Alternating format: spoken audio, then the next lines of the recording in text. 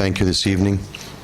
Thank you once again as we have this privilege to gather together, learn, understand your word, what the Spirit has to speak to us, Father. And we pray that as we enter into the book of the Judges, the timeline, in a phase in the history of Israel, God, that considered to be dark, but also in those moments we could see the faithfulness of God. God, whoever makes a promise always keeps his promise, God. And we just pray that as we begin this class and we go through these historical books, God, that we will learn, understand what the Spirit has to speak to each one of us, Father. Guide us, speak to our hearts, God, and quicken our bodies, Father. In Jesus' name we pray. Amen. Okay, so quick review of what we learned in class last week. This is your time to speak and my time to be quiet. So you can give some feedback of what we learned from the class last week.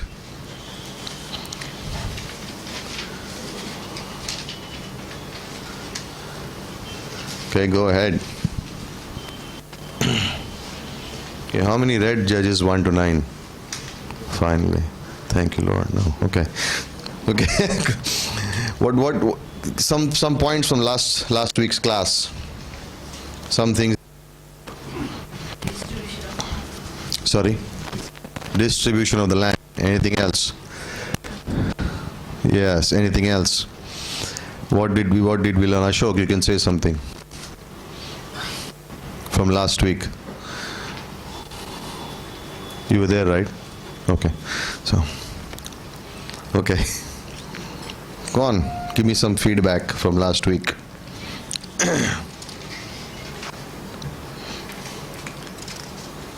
Yona, you want to say something? God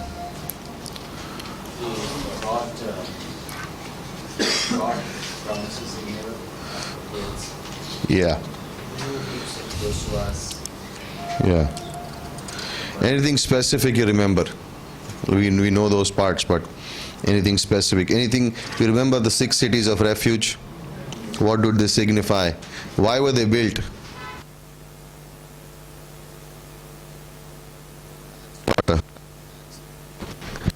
If they killed someone accidentally, correct? What would they have to do? Run. Where? To the six cities, right? What was the 2 mistakes that Joshua made? Where? Which 2 chapters? Which 2 chapters? 7 and of Numbers, right? No, Joshua, okay. Yeah, Numbers. Okay. Why did he go across in his conquest? You see in the map, remember, he went straight through when he crossed Jordan. Why did he go straight through? Why did he not go up or north or down south? He split the land. It would be easier to conquer them separately, okay, as they would become kings, right? So what else?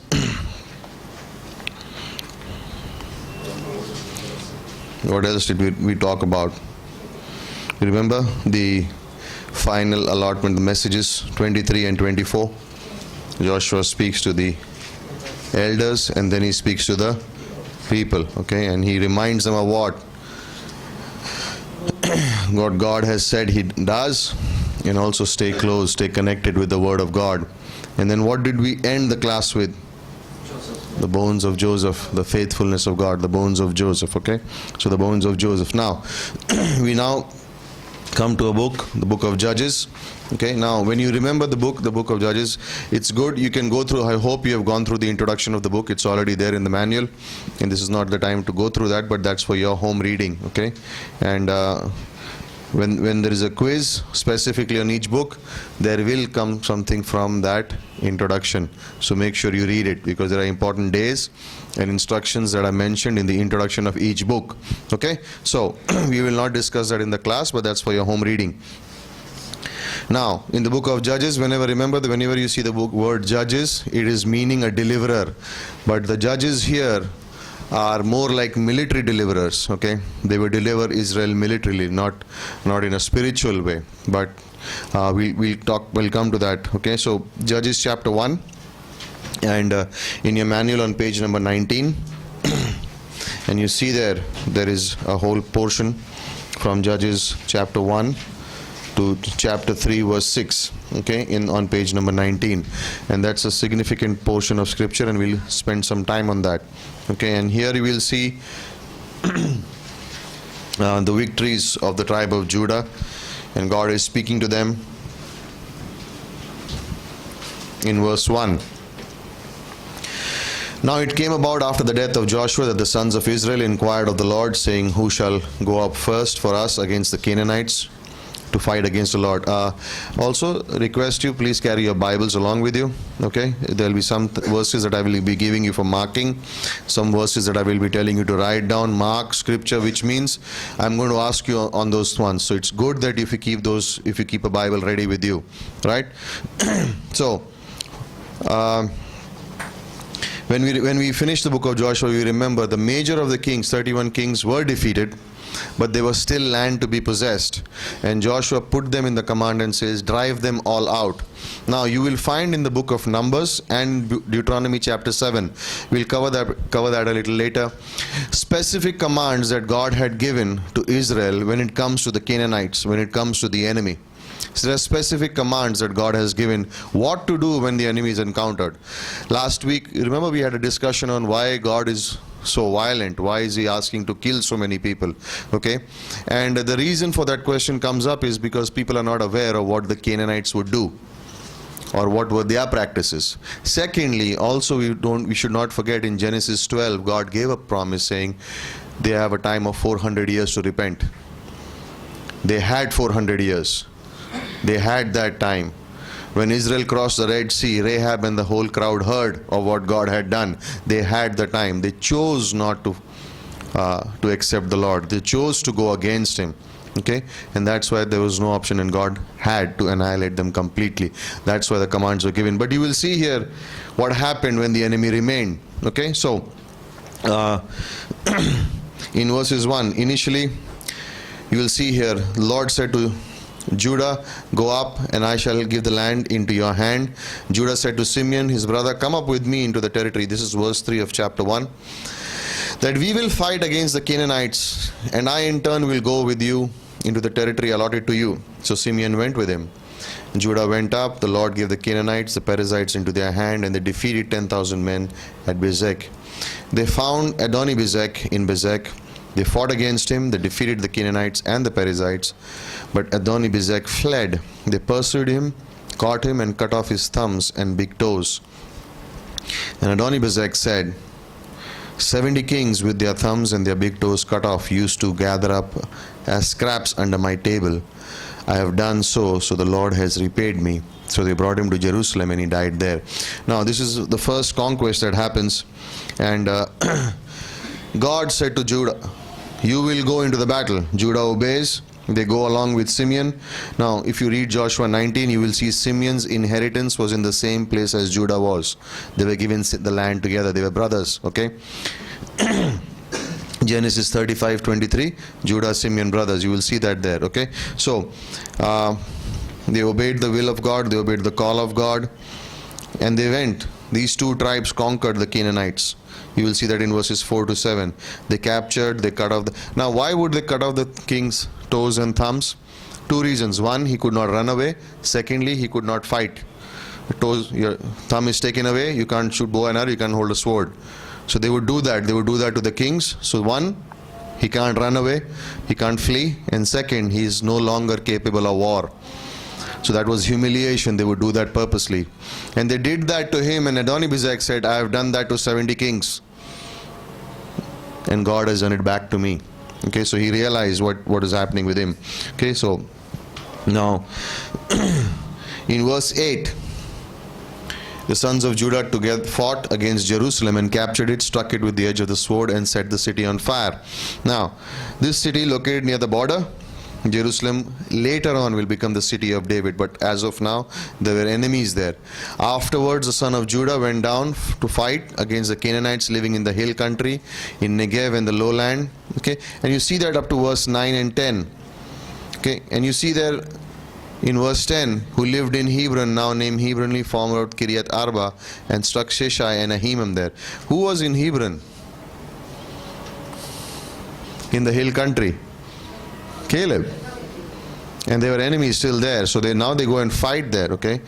And it was known as Kiryat Arba earlier, and they struck Shisha and Ahiham there. Now when you think about those things, you think about there is still faith remaining in the house of Caleb. He was the one, along with Joshua, who still had the faith when they went into the promised land first time. And you see that he still lives by that faith.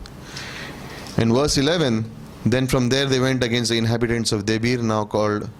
And Caleb said, the one who attacks Kiryat Sefer, captures it, I will give him my daughter Akash for a wife. And Othniel, the son of Kenaz, Caleb's younger brother, captured it, so he gave him his daughter Akash for a wife. And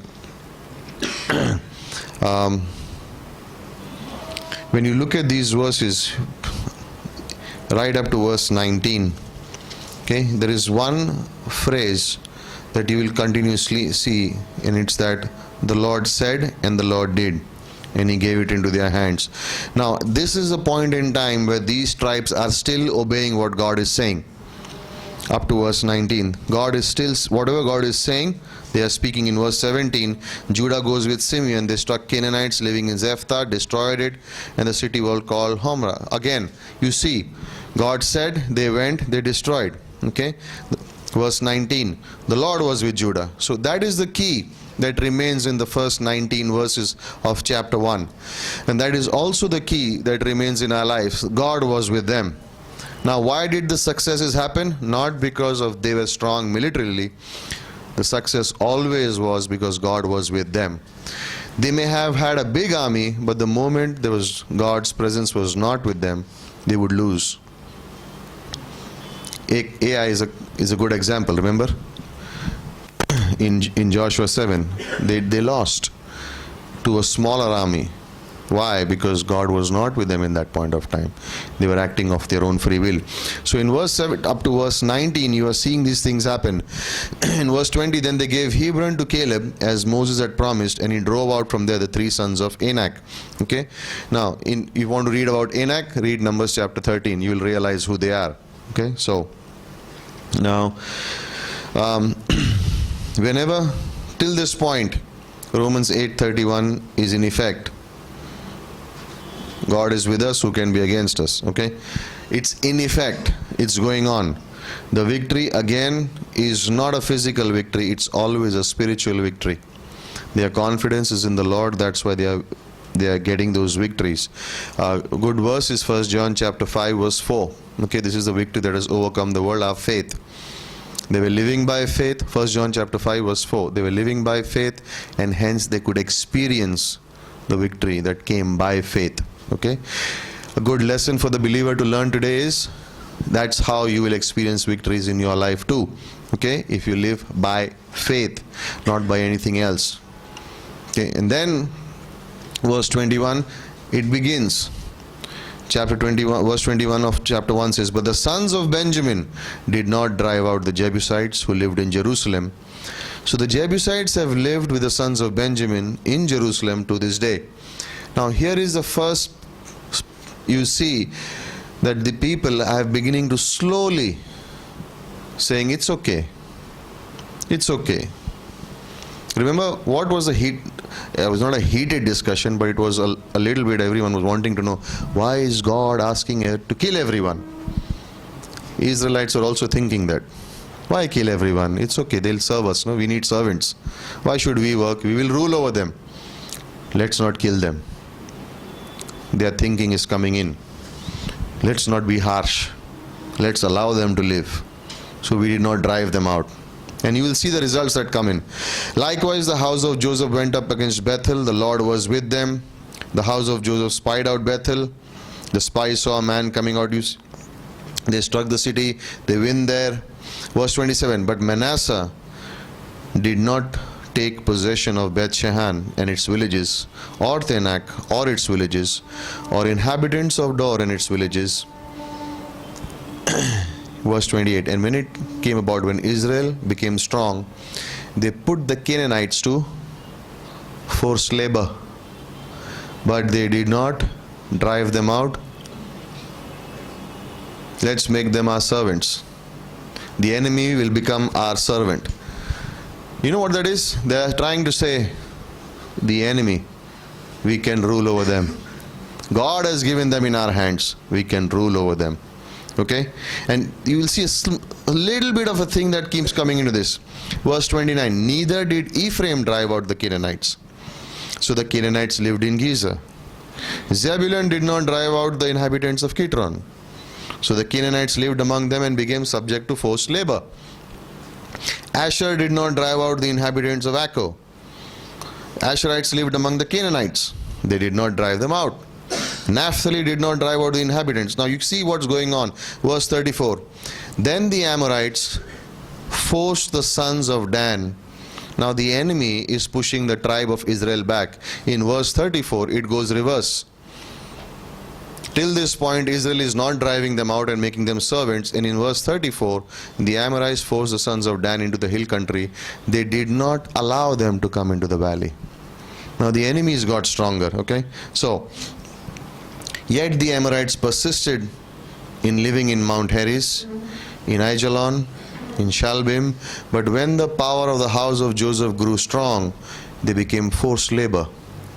Okay. Now in this whole passage of scripture, from verses 21 onwards, and then leave out 22 to 26, and then 27 onwards, right up to 36, there are 7 tribes that are mentioned by name that do not overcome the enemy. Okay. They are allowing godless, the enemy who does not believe in the true and living God, they are allowing that enemy to live alongside them. Okay. They are saying we are putting them into forced labor. In verse 28 it says, as the Jews became stronger, they forced them into labor. You will see later on in the book of Kings how Solomon used these Canaanite people to build the temple. Labor, make them labor class. Okay? And then slowly you will begin to see Israel begins to lose its battles. And the reason is very obvious, is because they have just gone a little away. Little areas they've allowed in their lives to begin to compromise. They begin to say, okay, fine. Okay, fine. And when you see that, they slowly begin to fall. Okay? Now, what was the problem? Who had the book with them? The priests. In the book of Joshua, you see the priest, the book, the word of God. You will not see those words often in the book of Judges. It's the word is missing. The priests are supposed to be standing and teaching, but you don't find them there. Something is going on. Where have the priests gone? They have won their battles. They have got the laborers. They are enjoying the spoils. And the word of God is now beginning to be missed. But the sad part is, Israel is not missing the word. And therefore, they are beginning to go off track. And they don't even realize. And that's like lessons for us. You miss the word, you come to a point where you don't miss the word. Like you read the Bible some days and some days you don't read. You know what will happen soon? The days you don't read, you will not miss it. You don't miss it too much. You won't miss it too much. It's like, okay, I didn't read it. And then little things creep in. And you have no idea what is going on. Why? Because the word is what? A mirror. It tells me what is going wrong, so I can correct it. But if I'm not looking into the mirror, something is going to go wrong someday. Okay, and that's what was happening with them. This is their first step. They first neglected the word of God. You don't see that happening in the book of Judges. Now in this whole chapter we read, the Lord said, but you don't hear Israel thanking. You don't hear, you don't see where they are referring to the book. You don't see anyone praying. You're not seeing those things. And why would these things happen to Israel? They neglected the basics of the Christian life. No word, no prayer. Soon, even they stop listening to God. And we'll go to that. So, isn't it funny that, I won't say it's funny, but it's sad, because what's the mistake that happens today? Same thing.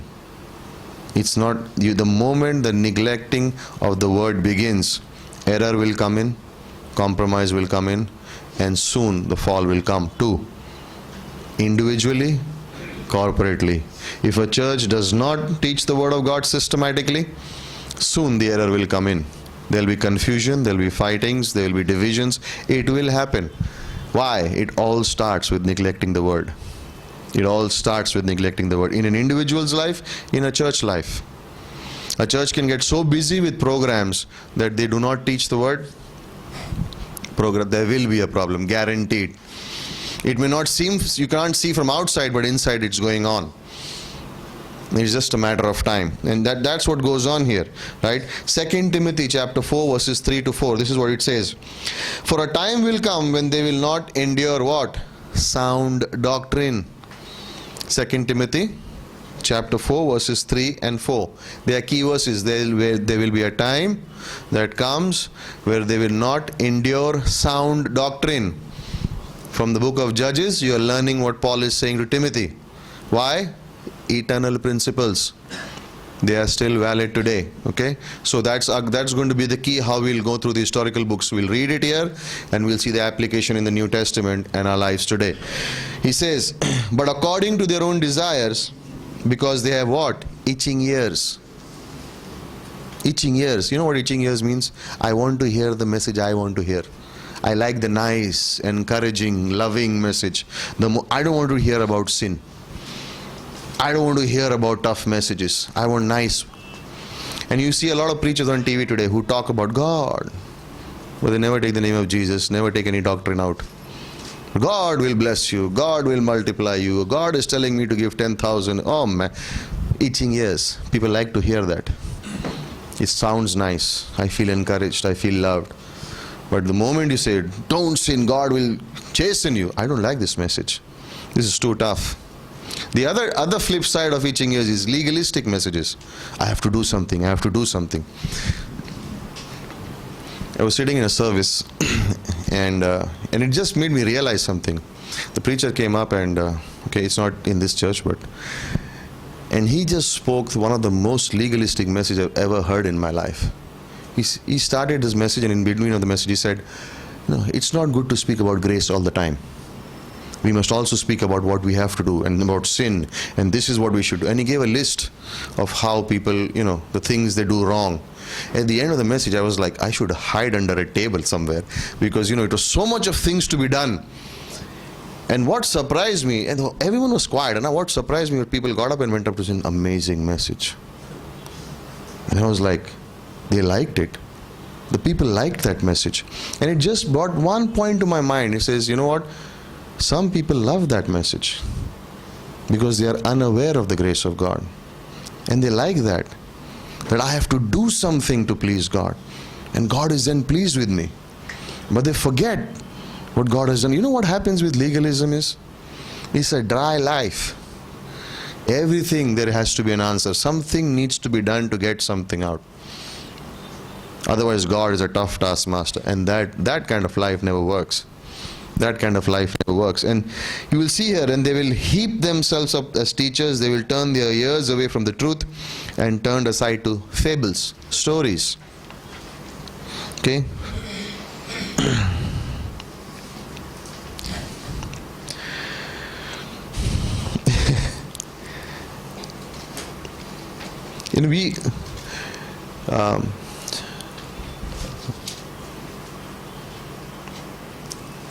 Okay, anyway. Was it cruel that God said wipe out all the Canaanites? We talked about it last week, correct? It was not. Now, I was reading something and I just saw that there. Of course, we talked about the nations being warned by Egypt and Rahab and the family. But in some, I was reading some historical books, and it's crazy what the Canaanites used to do. I mean, offer live babies to Molech, God with fire in between, and throw the baby in, skin people alive, all kinds of witchcraft, all kinds of idolatry. It was crazy the lifestyle they would practice. And the reason why God told Israel to take them out completely, also one of the reasons was because soon they will begin to infect the Israelites themselves. Okay, and this would be a problem in Israel's life. And in I think in Deuteronomy chapter 7, And Numbers 33, if I'm not mistaken, is it Numbers? Yeah, I think Numbers 31 or 33, God gives specific commands on what to do with the Canaanites. Wipe them out completely. Okay? And they do not do that. Now, the nations were warned in Joshua 2 and Joshua 3, we see that, but God does not allow that. I mean, in a way, Israel would get polluted.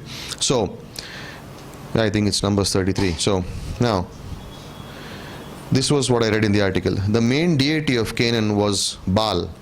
He was a god of rainfall and fertility, and Ashtoreth was his spouse. If you wanted to have fruitful orchards and vineyards, flourishing crops, increasing flocks and herds, you worshipped Baal by visiting the temple prostitute. The combination of idolatry, immorality, and agricultural success was common in the Canaanite land, and it was very difficult for men to resist it. So if you're in the land and you want agricultural success, you want fertility, you want this, you want that, you want to please Baal, you go to the temple prostitute. And Baal will bless you. Okay? And he says, it was so difficult to resist, that is why God had told Israel to wipe out the Canaanite religion completely. But Israel did not listen. They allowed them to be in the land. So here is something. You want beautiful vineyards? By sight, yeah. Prosperity. Flourishing crops, increasing flocks, signs of prosperity. How do you worship Baal? You go visit the temple prostitute. And Baal will bless you. This was what they were practicing. This was the outside part of it, which was seen. And it was so prosperous, everything was so good. So immorality was prevalent because you would leave your home and go and be with a temple prostitute. There was idolatry because you are worshipping Baal. And then there was this wicked prosperity that was promised. And God in His wisdom knew that if I don't wipe them out completely, men will fall to it. Right? Lust of the flesh, lust of the eyes, pride of life. All three were seen through the Canaanite religion. And that's why God warned them. And the verses are in Numbers 33, 51 to 56 and Deuteronomy chapter 7, verses 1 to 5. That's where those commands are. Okay? So, when as seminary students we were taught very systematically. I remember one of my pastors who was discipling me told me very clearly, because when I would sit to study, I had a commentary with me. And whenever a question was asked, I would open my commentary. He says, no, that comes later. That comes later. So I said, what do you mean? He says, first you search the scripture. Find the answer in the Bible. Spend some time alone. And then refer to a commentary to understand what God is trying to say. There is, because of technology, not to blame it, all good. There is a little bit of moving away from that patient thinking. Okay, today we have the internet so readily available that I can type in a passage and I can have 10 best authors or 10 best biblical scholars telling me what that passage means. It's good to refer to that after you have done your study on your own. Okay, now I'm speaking to a group of seminary students also, and it's good for you pastors in the future. You can get your message, you can understand the scripture by referring to a commentary and everything, but unless the Holy Spirit assists you, or you surrender to the Holy Spirit and ask Him what the particular passage means to you personally as an application, it will never be a permanent thinking in your life. You will have a good knowledge, but you will not be able to minister. Because someone else has also read the commentary. Someone else has also been on the internet. What God has spoken in the commentary is for that person. That person wrote it for our understanding. It's good. I'm not saying don't refer to them. What I'm trying to say is, first, when you see a passage, go to God. Spend time on your own. Try to understand what is being said. Go back scriptures. Where is that principle found? You will be stronger in your faith. You will be stronger in your study life than if you just refer to commentaries and just, things like that. So, nothing wrong in commentaries, but first go to God. The principles of meditation still are valid today. Okay? We need to meditate on the Word. The principles of study life are still valid today. The principle, not principle of a school principle, the Siddhant, like the principle of depending upon the Holy Spirit for the personal study is still valid today. Okay, so keep a book with you, keep a pen with you, and when you study the scriptures, see what God is speaking to you personally. Okay, what has that got to do with chapter 2? I have no idea, but here it goes. Chapter 2. Now the angel of the Lord came up from Gilgal. Now, who is the angel of the Lord? What's the word that we used? Christophany or theophany. Okay, so here you see him again. This angel of the Lord had to come. What was going on here? What was so important that Jesus Christ had to come again? And he said, I brought you out from Egypt. You know why he came? Because of what was going on from verse 27 to 36. They were not killing, or they were not wiping out the Canaanites as God has said. So verse 1, I brought you out from Egypt, led you into the land which I swore to your fathers, that I will never break my covenant with you. Praise the Lord. Thank you that God won't break his covenant, even though his people are.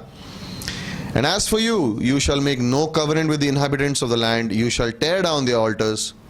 And that's the sad part there. But you have not obeyed me. What is this that you have done? Therefore I also said, I will not drive them out before you, but they shall become as thorns in your sides, and their gods will become a snare to you. Already the consequences God is showing them. And it came about when the angel of the Lord spoke these words to all the sons of Israel, that the people lifted up their voices and wept. So they named that place Bochim. You know what Bochim means? Weeping. So they named that place. They cried so much. And there they sacrificed to the Lord. But you know what the problem was? It was an outward cry. You know why they were crying? Because God told them about the punishment. Thorns and snares. They did not repent in their heart. True repentance was missing. It was an outward, oh, we are going to be punished now. They were not crying that we have sinned against the Lord. They were crying that now we'll get the punishment. It was outward. If that weeping, if that sorrow had led to repentance, repentance means heart change. Okay? For example, when we say confess your sin, repent, it's like this. You're not practicing, but you commit a sin. You realize what it is. Repent means change of heart. Means you turn your back to it and you walk away from it. Repentance does not mean, I'm sorry, I won't do it again, and you're there only. It means, the real word means you turn away in your heart and you walk away from there. That is true repentance.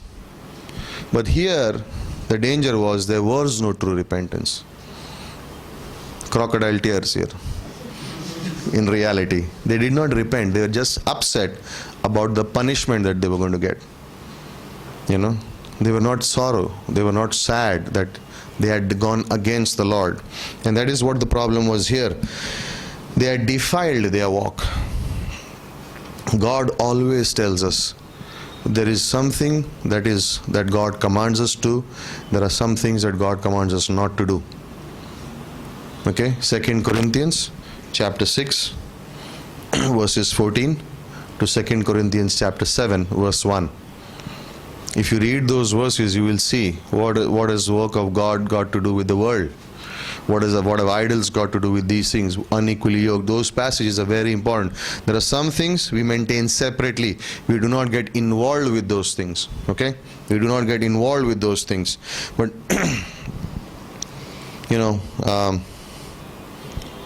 and the Jews would become so used to the neighbors, okay, that their ways did not seem sinful. Now, in this diagram, you will see, I will just give it to you, is what happens when people live that way. The first one, point number 1 there, is here is Israel. So you can write on top, you can write Israel serves the Lord. Okay? So Israel serves the Lord here. And there's a spiral that keeps going up. Okay, Israel serves.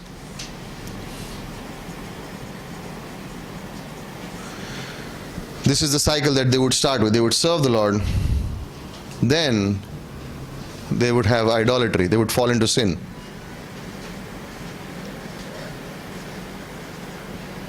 Okay? You will see this pattern again and again in the book of Judges. Okay? Then they will become slaves.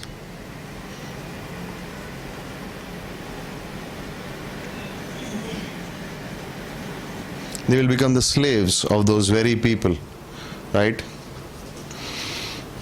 Then they will cry out to God.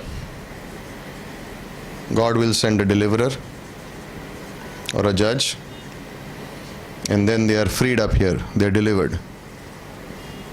Okay, in point 6. When they are delivered, there is a time where it is quiet. You don't see anything happening. There is peace. There is rest.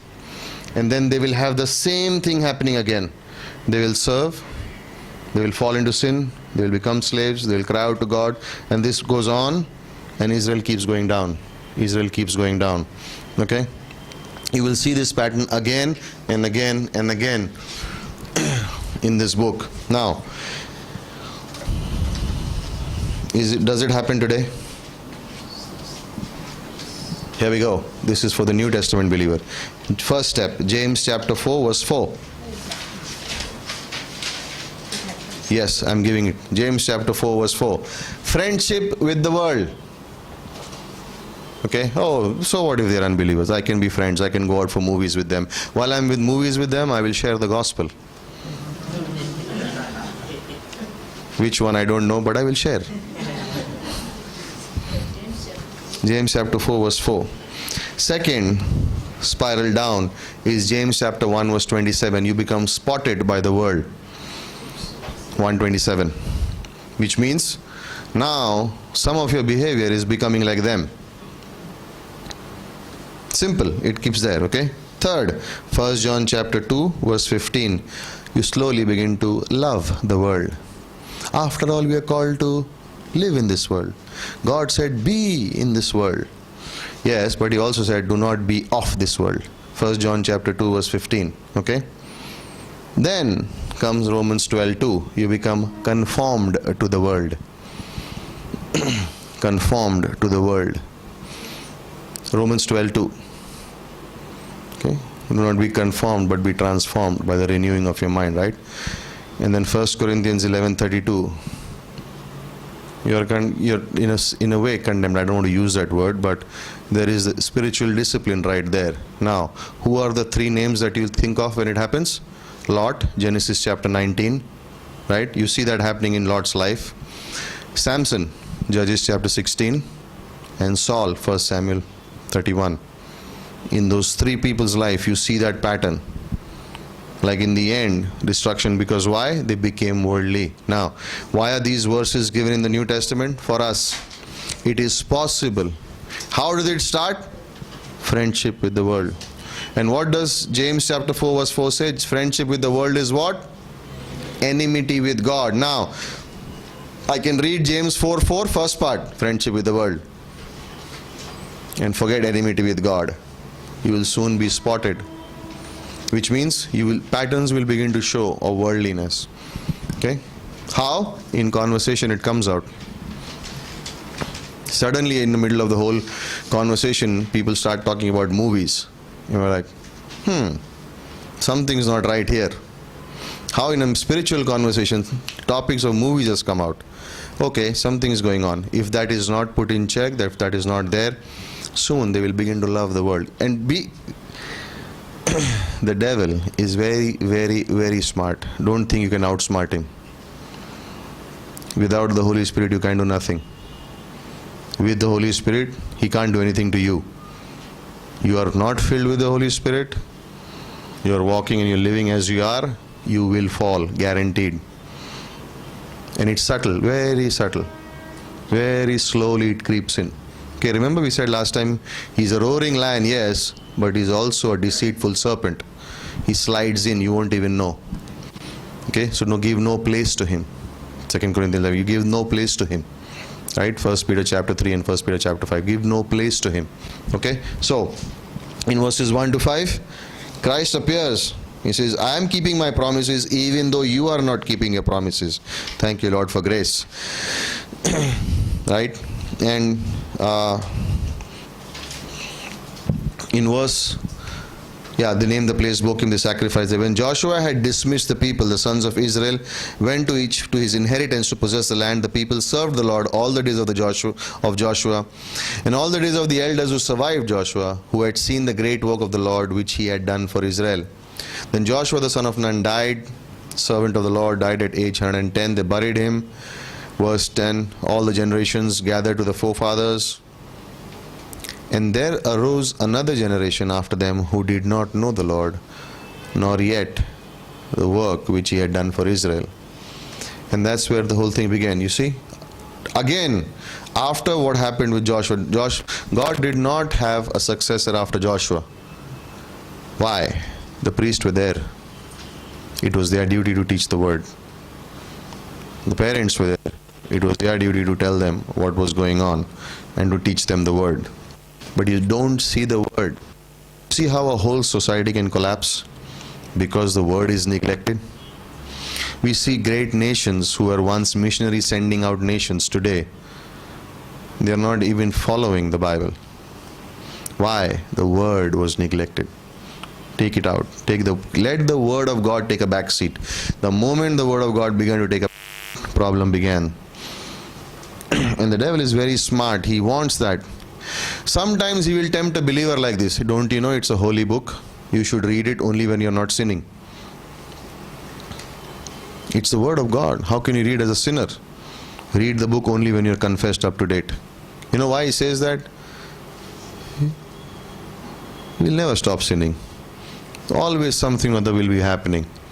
He tries to keep the believer away by putting projections in their mind. Stay away from those things, okay? So, in Psalm 106 verse 15, he says, God gave in to their request.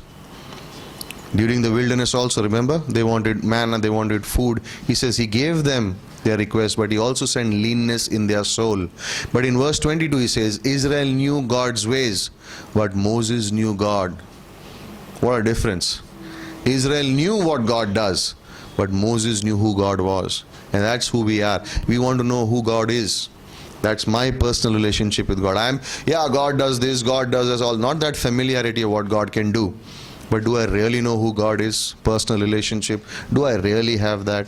Or I look at what God is doing in other people's life and say, wow, God is there. No. Israel knew God's ways. Moses knew God. He says he gave in to their request. Like God is so loving, he said, fine, you want to go away? Do as you are. And the relationship broke. But also in Hebrews 12, 1 to 11, he says he will chasten them. He will discipline them. Right? It's like a father and a son, right? The son is making mischief, the father is allowing it for a little while. He says, okay, fine. And after a while he says, this is getting too much, and he gives him a whack. Which shows what? The love is there. So God disciplining Israel, it shows that God still loves Israel. That's why this first portion is important, because Jesus comes and says, what have you done? But I am not breaking my promise with you. I am still going to be your father. But if you don't learn, I will use the other way around, and which is found in Hebrews chapter 12 verses 1 to 11. Okay, so you can read that later. Now, in verses 6 to 23, okay, in verses 6 to 23. By the way, on verses on repentance, you can read 2 Corinthians chapter 7 verses 8 to 11. For true repentance, what is true repentance? 2 Corinthians chapter 7 verses 8 to 11. And by the way, on the book of Joshua, you have a quiz next week which will be for 10 minutes. Fill in the blanks, match the columns. That's it. Okay, so it will be all from the notes that have been given to you and what we have taught in class, nothing from outside, so don't be scared. But just read chapters 1 to 24 of Joshua. Anything can come. Okay, so verses 6 to 23. Right? And 11 onwards. The sons of Israel did evil in the sight of the Lord and served Baals, and they forsook the Lord, the God of their fathers, who had brought them out of the land. And the anger of the Lord, verse 14, burned against Israel. He gave them into the hands of the plunderers who plundered them. He sold them into the hands of their enemies around them, so that they could no longer stand before the enemy. You see what's happening? They are coming here now. They were serving. They fell into idolatry and sin. Now they are here. He says God sold them. Tough word, right? God sold them. Said, take them. Discount me le lo. These guys are not listening to me. Take them. Wherever they went, the hand of the Lord was what? Against them. What a sad picture. A child of God and the hand of God is against them. The carnal believer, the backslider, right? It's a picture. When a carnal believer, when a backslider tries to run away from God, wherever he goes, he will find God. Somehow he will find a believer in their path. Somehow he will find he cannot run away successfully from God. It won't happen. The Lord had spoken and the Lord had sworn to them, and they were severely distressed. In verse 16, then the Lord raised up a judge who delivered them from the hands of those who plundered them. Okay? Here, they would cry out, deliverer raised up. You see, the whole cycle is mentioned there. Deliverer would raise up. Verse 17, yet they did not listen to their judge, for they played harlot after other gods, bowed themselves down to them. They turned aside quickly from the way in which their fathers had walked in obeying the commandments of the Lord. They did not do as their fathers. When the Lord raised up judges for them, the Lord was with the judge and delivered them from the hands of the enemies all the days of the judge. For the Lord was moved to pity by their groaning because of those who oppressed and afflicted them. But it came about when the judge died, they would turn back and act what? More corruptly than their fathers in following other gods to serve and bow down to them. They did not abandon their practices or their stubborn ways. That whole cycle. So, Israel would be serving. They would get connected with Canaanites, their forced laborers. One of the Israelites would come and say, hey, she is forced laborer's wife, daughter. I like her. I want to marry her. And anyway, I'll make her a Jew. I am also a Jew. Right? Solomon also tried that 600 times. He failed.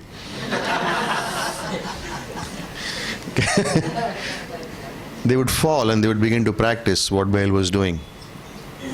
And God would what? Sell them off. The word picture is, you would say, take them as slaves. Let them go. And hand of God would be against them. Like he would allow the enemy to get victory over them. If they would fight, they would lose. What a contrast, right, from the book of Joshua. They just obeyed, they would go and fight. Anyone would come in front, that guy would lose. Here the reverse is happening. Why? They did not destroy the Canaanites. They allowed sin to come in. They began to compromise.